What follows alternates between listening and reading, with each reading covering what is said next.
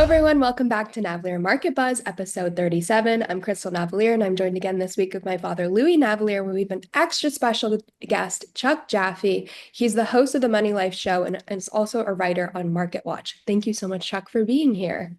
Oh, thank you so much for having me. Great to see you guys. Chuck is essentially a man of the people. His followers to his radio show are very loyal. And then when he sends me a list of stocks to comment on, it's usually about 200 stocks, okay, with who these people are, where they're located and all. So Chuck has a massive following out there, and also columnist for Market Watch. So it's an honor to have you on the show, Chuck. Louis, if we ever sent you a list that only had 200 stocks on it, I would be stunned. My audience loves getting a chance to check with you, and they love hearing it from you directly, even though we always tell them to go to the stock grader. No, we have that issue. So, Chuck, I'd like to first ask you if your viewers are more nervous than normal with all the tariff drama and the economic uncertainty. Money Life is a 1-hour daily podcast. We just celebrated our 13th anniversary. We do an hour of talk a day. We've done more than 3,250 episodes. Basically, if the market's open, so are we. And we talk with the best and the brightest names. And the audience that comes to us, well, quite honestly, they come to us as average investors, but they don't stay as average investors for very long, because if you're listening to an hour of really smart financial talk every day, you de facto become better than that quickly. But they all still think they're average investors. Like, it's very interesting. You know, they'll send me notes, and I have a great relationship with a lot of these people, and they're asking questions and what have you. And their questions clearly show that they're doing well. They've been investing for a long time, all these other sorts of things. So they're average investors in mindset, above average investors in terms of what they have and what they know. And oh yeah, they're very nervous, but a lot of that also is about their position in life. So there's two different sets, or actually three different sets of the audience. The folks who are young, who have found us and love the financial talk, they are opportunity driven right now. They are, what are you putting on sale that I can buy? What am I going to be able to take advantage of in the current times? The ones who are about my age, and I'm in my early 60s, or older, they are terrified of sequence of return risk right now. Sequence of return risk is that idea that, like, right now, you know, my wife and I are looking to replace the roof on the house. That means there's a bunch of cash that has to come out at a time when I don't really want to sell things. So if you haven't pulled aside enough cash or what have you, you run the risk that the market's going to tank right as you need to start pulling your money. There's a group that is terrified of that. And then there's the group that's in the middle. They're not the really young investors. They are trying to look at how they can transition their portfolio early. In other words, they want to go from I'm in the accumulation phase to, can I add some income in here and maybe get some protection? And that's really the three groups. But are they nervous? They're all nervous. All of them. Do any of your viewers have Trump derangement syndrome? We don't talk much politics on the show, though guests frequently go in that. Just answered a question, actually two questions this week.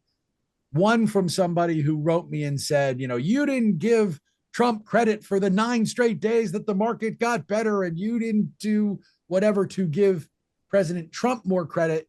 And then I have the others who will say that, you know, you give Trump too much credit. Don't you realize he's tanking the economy? But the vast majority of my audience, they're not at either of those extremes. They're much more in the middle, and they've come to us because they want to do this on their own. You know, disagreement makes a market. On every time you're saying buy something, Lou, somebody else is selling it. There's obviously a disagreement there. My audience, like all investors, lives in the middle of that disagreement. They're trying to come up with their own side. They're not usually arguing with me. So there's a few, but not many. What I think is very funny is, like, if you look at the reviews on our show, you'll find the one that, like, gives us 1 star and says, they're a great right-wing echo chamber. And, like, the day later, you'll find a 1-star review from somebody else who goes, left-wing, fascist, whatever. So yeah, we're right where we want to be. We're somewhere in the middle, and most of our audience gets that. Yeah, for the people that I have that are really upset about what's going on, I like to remind them that Trump, I think, as of April 17th, got in the money management business.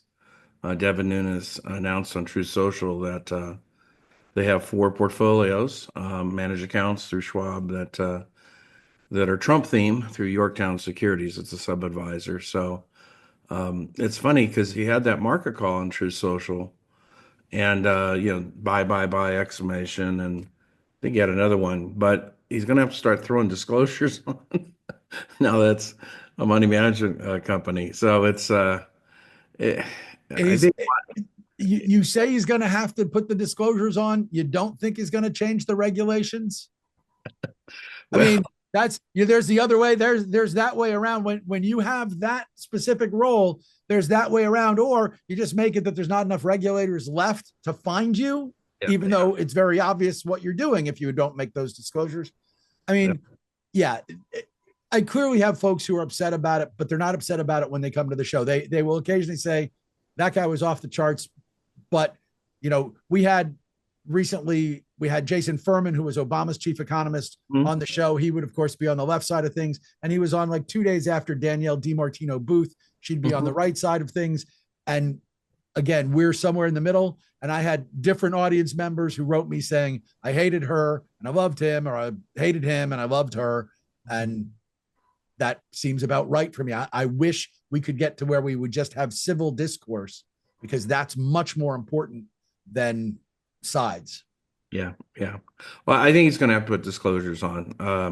I don't think you have to register with the SEC to hit a certain size, but if I was working for him, I would tell him put disclosures on. And I can't wait to read those disclosures. As somebody who digs into the paperwork and the footnotes and does that sort of stuff, yeah, I would be very excited to read those just for giggles. Like, that'll just tell you I don't have much of a life, right? Like that's what I'd want to read. But yeah, I would dig reading that stuff. there you go. So All right. kind of talking about Trump, he recently put a 10% baseline tariffs on Britain. Do you think that this is kind of calming investors right now? Well, I think anything that gives some measure of certainty is calming, and we need some of that.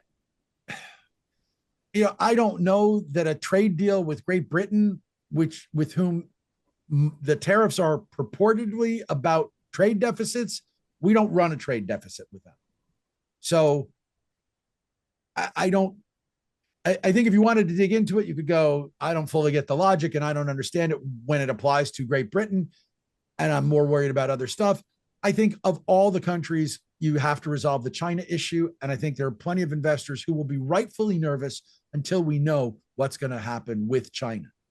And I'm not sure we're going to know for a little while. And the real question, and as we record this, it's May the 9th. On Money Life on May the 9th, we have a great interview with David Kelly, the chief global strategist at JP Morgan Asset Management. And David made the point that we're quickly going to get to the spot where the uncertainty causes long-term damage. And that's the bigger side, is that anything that gives us certainty will help, but we need to see enough to know that we're not seeing long-term economic damage created by a certain stretch of uncertainty. And his opinion, and my economics training is not anywhere near his, but I would happen to agree, would suggest that we're getting close. So the trade deal with Britain was good, but there's a lot more that needs to go. And I will, by the way, point out that for everybody who does have Trump derangement syndrome and all those other sorts of things, if you really wanted to dig in and find reasons, like why would you put a tariff on the island with the penguins? It's not what everybody thought it was. If you wanted to think about it as if a country said, we're going to put a tariff on the United States, but we're not going to put it on Puerto Rico because Puerto Rico is, only for tourism and only does whatever. There would be some enterprising person who says, here's my factory, I've moved it to Puerto Rico, now the tariffs don't apply, right? That's not giving anybody credit. That's just saying, if you set up rules and people don't like your rules, they look for ways to break your rules. They could have just said Australia and all of its territories and covered it that way. They didn't. That gave us all a good laugh about penguins being taxed, but whatever. Now, for insecure investors, do you recommend any gold stocks? So I'm old enough to have lived through the periods where in the 70s and 80s, people would have a static allocation to gold. and they would hold 5 or 10% of their portfolio in gold, and that would just always be there. And then gold absolutely stunk up the joint for like decades as an asset, and people were like, yeah, you really don't need it, et cetera. And then gold came back and rallied, and people again kind of chased it. Look, if you want the ballast in your portfolio that gold provides, a static allocation to it makes a lot of sense. If you want to try to time the market and say, hey, there's going to come a period where I want to be 30, 40, 50% gold, while I can't say I don't know people who do that. In fact, I once had a doctor who told me that was his strategy was gold and real estate and not all the other stuff in quotes. But the vast majority of people, and certainly the beginners, no.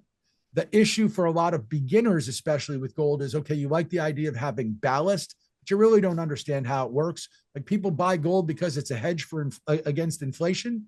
It hasn't been a great hedge against inflation as we've seen inflation creep up. That's because historically it really only works as a hedge if you've got high inflation, like 5% inflation for a long stretch of time, not 2.5% inflation. That's not the area where gold does well. What gold has done well is it's been a good hedge against geopolitical risk, and there is plenty of that right now. So if it makes you sleep better at night, great.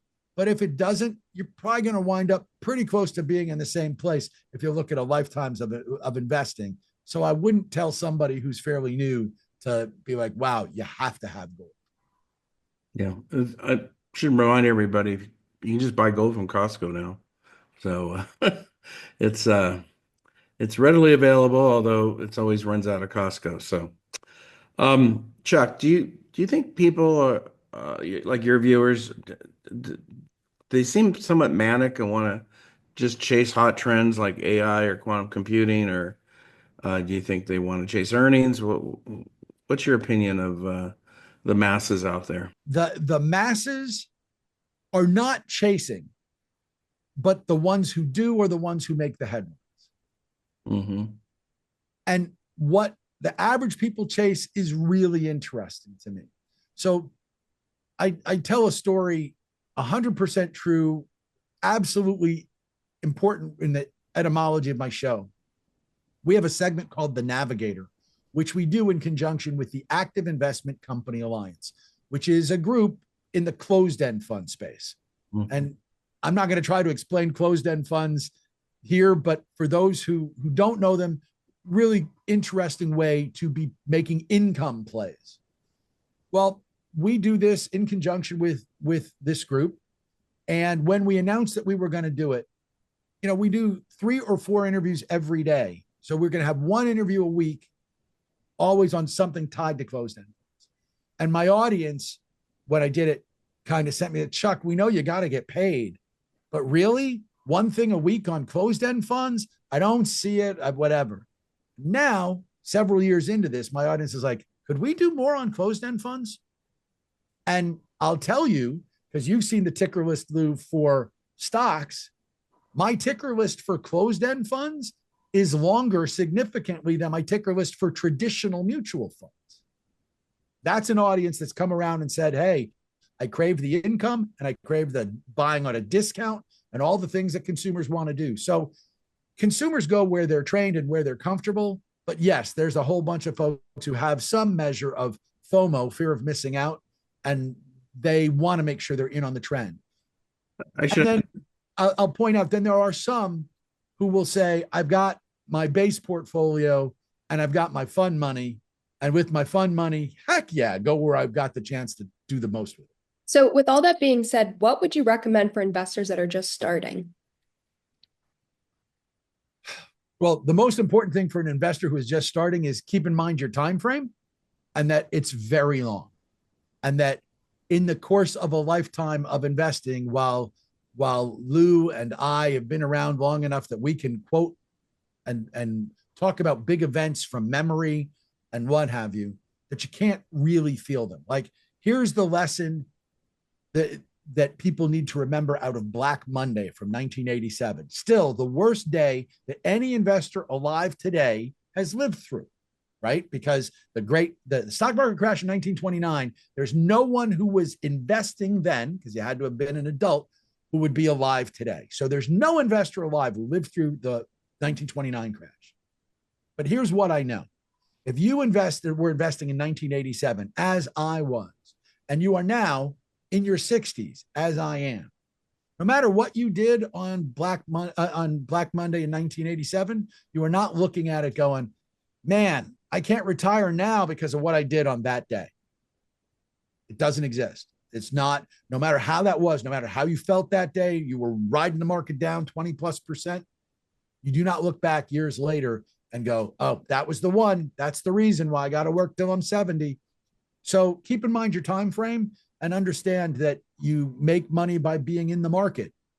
Be broadly diversified, but understand that it's going to be scary.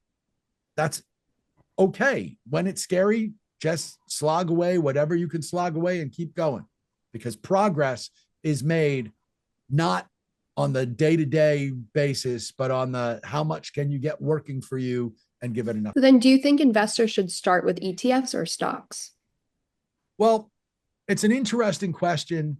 And what I'll tell you is it's easier to evaluate a single stock than it is an ETF or a mutual fund, because you can look in and go, I believe in the business. I can get all the confidence in my convictions, encourage in my convictions to say, I love this idea and I want to own it. But it's easier to own a basket of stocks, in other words, an ETF, than it is to do an individual stock. So ultimately, I would pick ETFs as your baseline and say, set down a big chunk of your money and say, I'm going to own the market, or I'm going to own all stocks, or I'm going to split it up, large cap, small cap, whatever it might be. Get the index to be your basics if you're a young start out investor, and then add to it some individual stocks. But if you had to pick one to start with, pick the diversified one, because it's going to give you the best chance to say, I can strap myself to this roller coaster. I don't have all my eggs in one basket, and I can ride out whatever's going to happen. So, Chuck, do you think the average investor knows about ETF spreads and that they can go on to Morningstar.com to check the spread before they buy or sell? Absolutely not, Lou. Nope, they don't.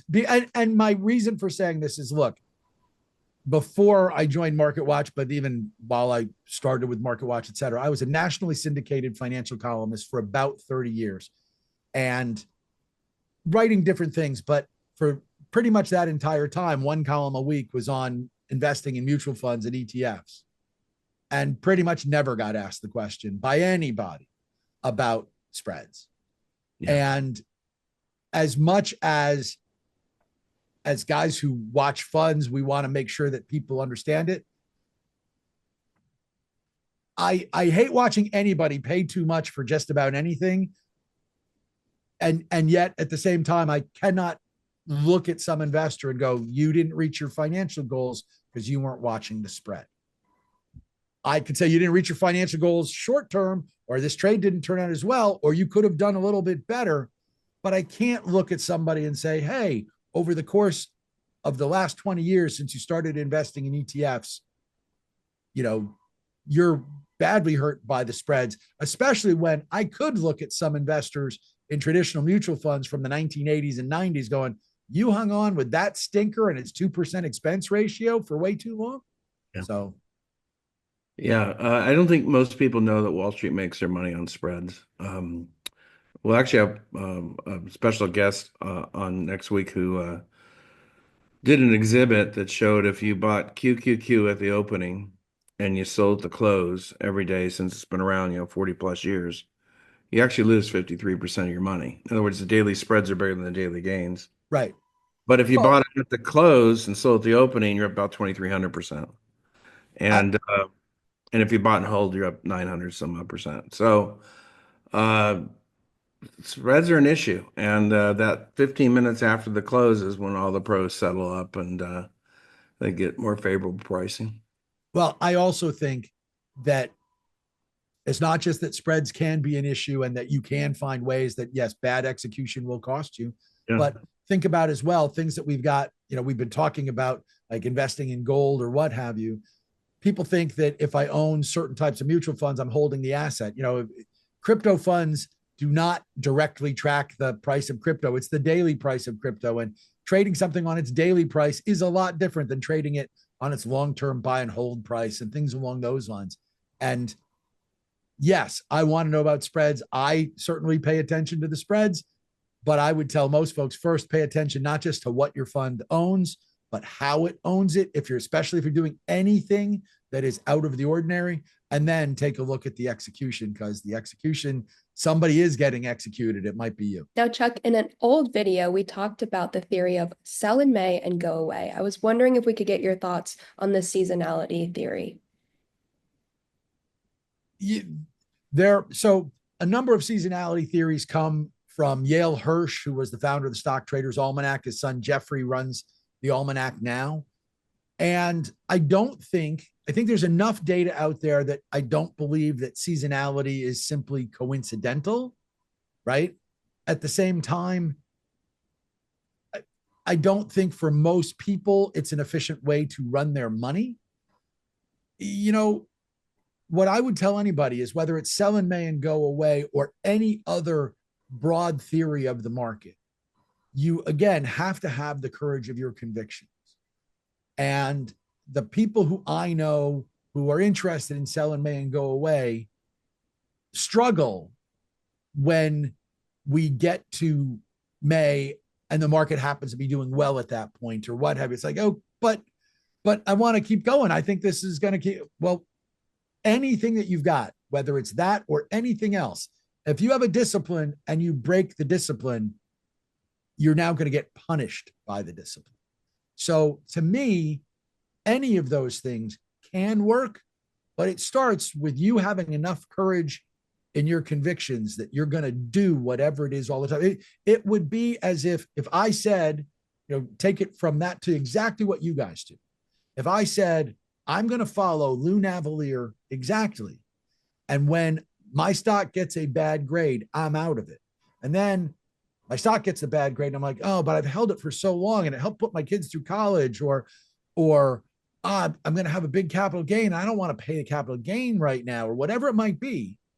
The minute I don't follow the methodology the way Lou follows it, I don't get the results that Lou gets. And I can believe in what he does. I can believe in that stock grades work, but they may not work the way I'm going to do it. So with any of those things, you've got to be able to pull the trigger when you're supposed to pull the trigger. And sell in May and go away is hard. Like if you get to, you get through the go away period and you're looking at the market and it's not priced the way you want it to be priced, it's tough to go, yeah, let me buy in right now. So, it's extra decisions. Extra decisions are hard. Well, thank you, Chuck. Yeah. Where can everyone watch your show? Well, watching us, we do have a YouTube channel, though we're not really a video podcast. You can find us at moneylifeshow.com, or you can find us wherever you're searching for great podcasts. It is Money Life with Chuck Jaffe. You can search my name, or you can just search for the show. And we're there every weekday, 5 days a week, every day the market's open. And we'd love to have more of your audience come and find us, because we've got guests. Well, a couple times a year, they include Lou Navalier, but they are guests where Lou is in good company all the time. Perfect. Well, thank you so, so much for being here. We really, really appreciate your time. Thanks again. Anytime, guys. I'd love to come back. Thank you so much for having me. Take care. So, Dad, on your recent podcast, you were very frustrated with the FOMC statement. Have you calmed down since? No. No. And I had a bunch of Mar-a-Lago members tell me to send it to Trump.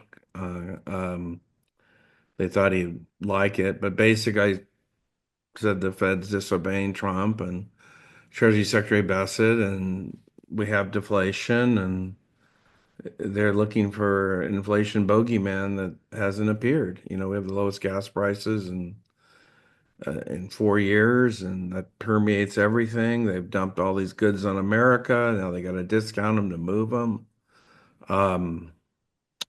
So yeah, I don't get it. Okay.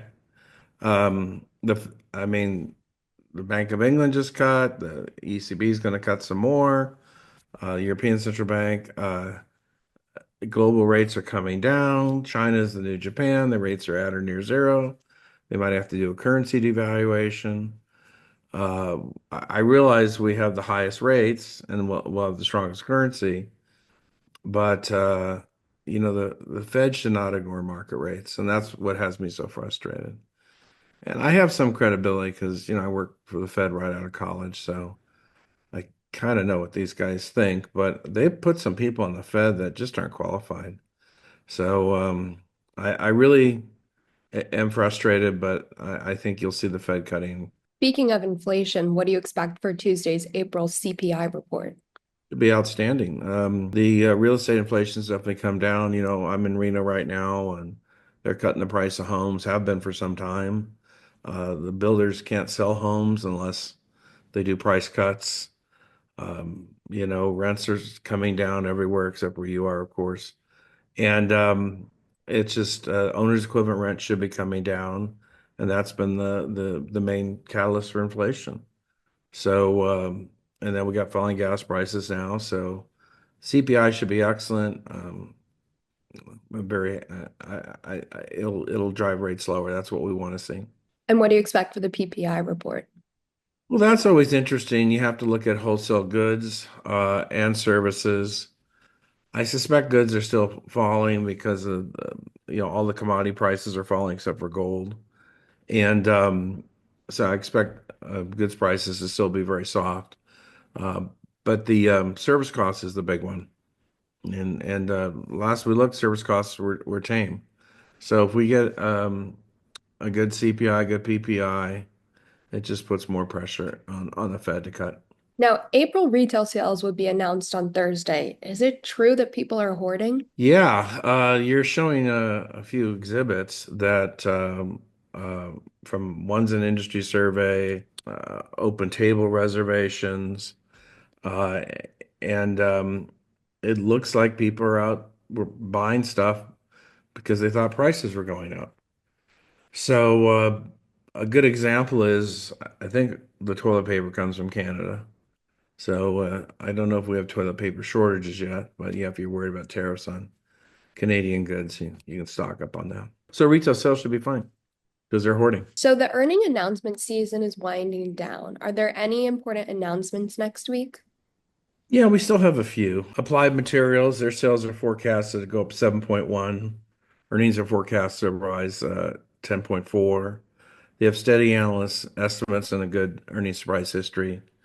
Um, that's a semiconductor equipment company, but semis are busy, so I'm expecting good results. Copart, which is interesting, this the salvage yards for cars.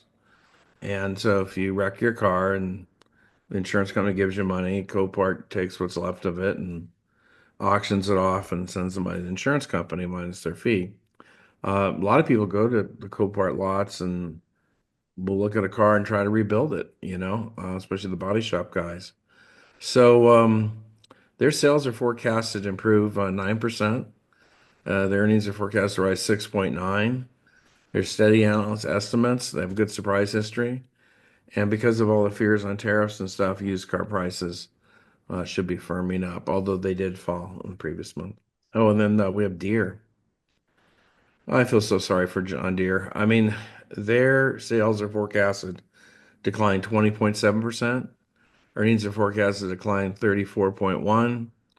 There's recent analyst cuts. Deere missed its last quarter, and it continues to struggle. There's all kinds of explanations why Deere's having a hard time. One is the European farmers weren't making any money under the net zero stuff, because they had to give up 30% of their land, cull their herds, and that's why they killed 6,000 dairy cows in Ireland last year. And furthermore, they had to use organic versus chemical fertilizer. So that cuts your output, that hurts your income. And the reason there were farm protests all over Europe is Europe would just import food from Latin America, didn't play by those rules. So Deere can't sell a tractor in Europe. They became obsessed with their costs. They moved a bunch of their manufacturing to Mexico. Obviously, now they got President Trump to deal with. Okay, he wants it back in America.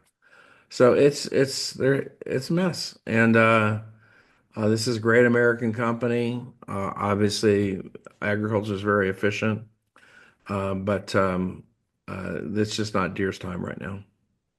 And then probably the biggest one is going to be Walmart. Their sales are forecasted to rise 2.9. Earnings are actually forecasted to drop 3.8. I think it'll be better than that. The analysts have trimmed their estimates a bit in the past 3 months, but Walmart has a very good earnings surprise history. So I'm expecting a surprise, and their guidance is going to be crucial. Same-store sales are going to be a big deal. They just announced Costco same-store sales decelerated to slightly over 7%. So we want to see what the same-store sales are at Walmart. Walmart's been benefiting immensely from groceries. A lot more middle-class people shopping there for groceries. So their guidance will be everything, and that'll kind of give you some insight into the consumer.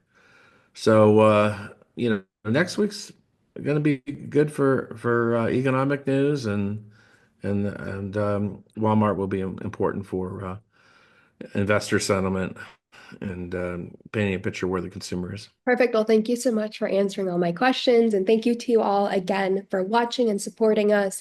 If you have any questions that you want us to address in the next video, please leave them in the comments below. But until then, we will see you all next week for a new video.